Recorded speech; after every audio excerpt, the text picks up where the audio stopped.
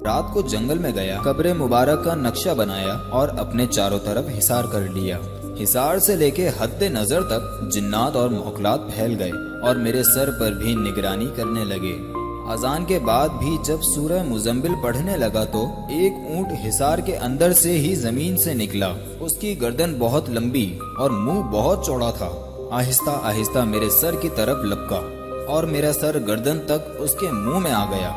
बाकायदा उसके दांत मुझे अपने गले में चुभते हुए महसूस हुए और मैं मौत से बेनियाज सूरह मुजम्मिल पढ़ता रहा। वो दांत दबाने की कोशिश करता, लेकिन सिर्फ दांतों की रगड़ ही गर्दन पर महसूस होती। जब सूरह मुजम्मिल खत्म हुई तो ऐसा लगा जैसे किसी ने इसे कोड़ा मारा हो और वो चीखता हुआ भागा। उसकी चीख से जिन्नात और मौकलात होशियार हो गए, लेकिन वो किसी को भी नजर ना आया। पता चला इब्लीस इस अमल की रुकावट के लिए आया था जो कामयाब ना हो सका। अब मेरी हिम्मत बढ़ी और बातनी तौर पर जिन्नात और मौकलात को साथ लिया और उस पर हमला करने की कोशिश की। पहाड़ों में बड़े बड़े महल और किले नजर आए। वहाँ के पहरेदारों से मुकाबला होता, अक्सर भाग जाते, लेकिन इब्लीस कहीं नहीं मिलता। एक दफा उस तक एक किले में पहुँच गए, लेकिन वो तोता बनकर उड़ गया।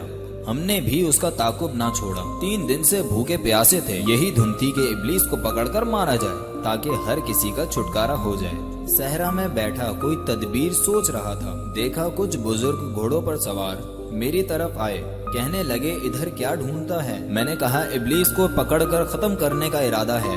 वो बहुत हंसे और कहने लगे, अरे नादान, तू किस चक्कर में लग गया? अगर उसका मरना होता तो क्या हम छोड़ देते? बात मेरे समझ में भी आई। उनका शुक्रिया अदा किया और वापस झोपड़ी में पहुंच गया।